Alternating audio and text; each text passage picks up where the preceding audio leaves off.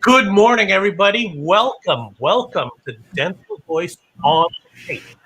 As we spoke last week, Dental Voice on the Case is about clinicians coming on and sharing with us how they overcome challenges during the course of treatment during the day.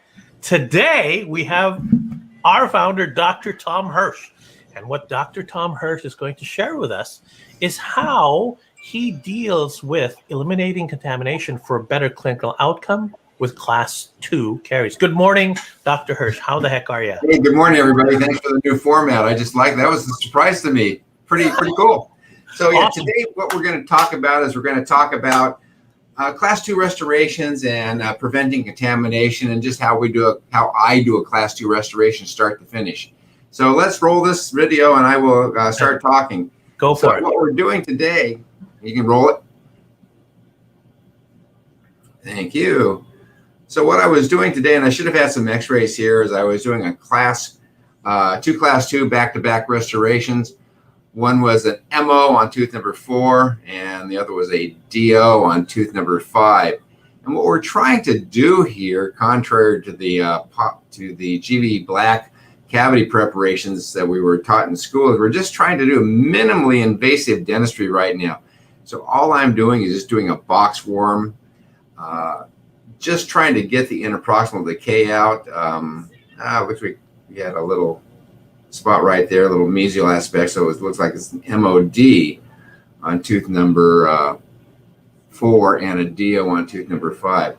So what you can see is there's just a lot of ways to reduce contamination. One of the ways we're taught in school is the rubber dam, which I think is just fabulous.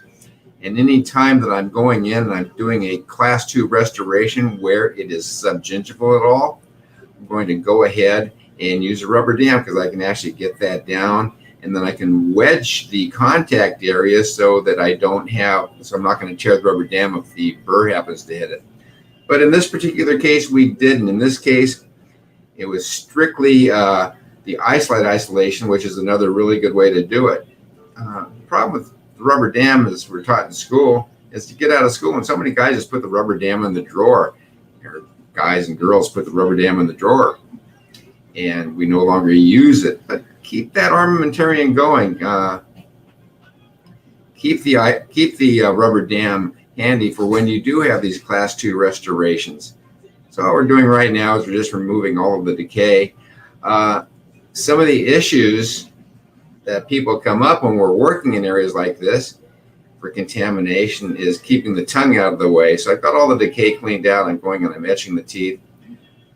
We just need to keep that tongue out of the way. We need to keep contamination, which comes from a whole lot of different things, from blood, from saliva, from not getting the preparation cleaned. So here, what we're doing with the Isolite in this particular instance, could have been with the rubber dam also, is I've got the tongue out of the way. I don't have any bleeding. I don't have any moisture contamination. As you can see here, we've got those preps cleaned, dry and isolated. A little bit of bleeding going on there, so we're going to want to control that hemorrhage on that. So with this, we're putting on a circular matrix. There's a lot of different matrices that we could do, so we're putting on a circular matrix right there so we can get the MOD. And I'm putting both these on back to back. Sometimes when we do this, the Isolite might get in your way, and if you don't have enough room when you're doing this, what I do is I'll take the Isolite out for a second, put the matrix bands on the teeth, and then go ahead and put the Isolite back in so that I don't have any contamination. So we've gone ahead, we've bonded these restorations, putting a little flowable down in the gingival aspect of the box forms right down, so we get a seal down there at the bottom. And then what I'm going to do is just pack these things up gently. Really make sure we don't have any air bubbles in there.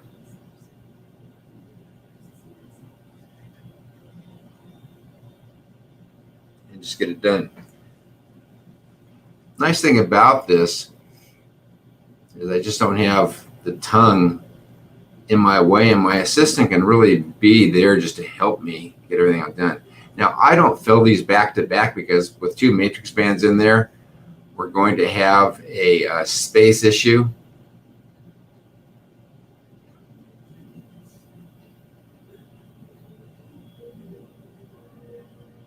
make sure that we still have a good gingival seal. We'll put a little Garrison ring on there for separation on that mesial. So we're going to go ahead and fill the mesial first.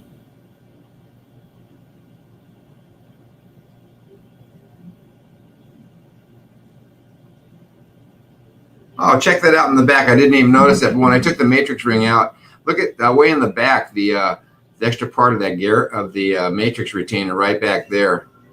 It's just sitting in the back of the Isolite. We just totally missed it. We kind of left it there. I didn't even notice that until just now. One of the things we'd have to worry about is that going down somebody's throat, but luckily we didn't have that issue right there. So we get in there, we just fill these things right up.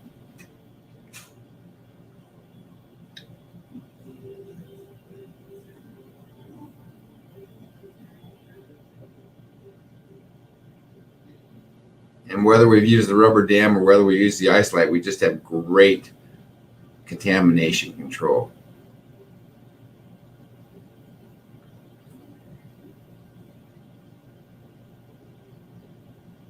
Yep, I use cotton rolls too.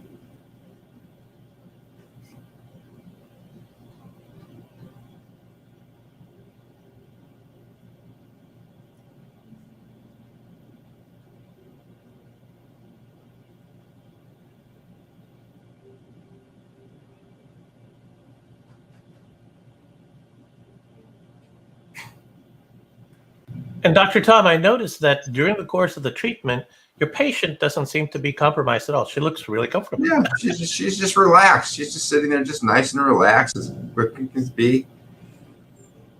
There's a nice little trick. Use your scalpels to get off some of that flash. Really works nicely.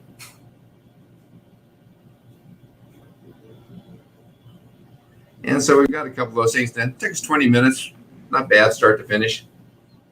So first of all, thank you for taking us through. During the course of that, you mentioned that the Isolite sometimes gets in the way.